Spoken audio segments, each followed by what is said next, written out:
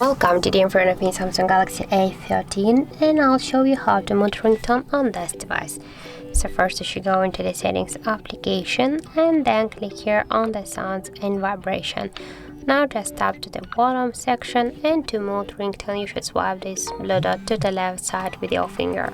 And also we got a second way how we can do that. Just first be sure that this volume button control switcher is turned off, and now just press down volume button. You can also mute your device ringtone. And the third way, just swipe with your finger this volume panel and you can also mute your device ringtone. So that's it, thank you for watching, and if you found this video helpful, don't forget to leave a like, comment and to subscribe our channel.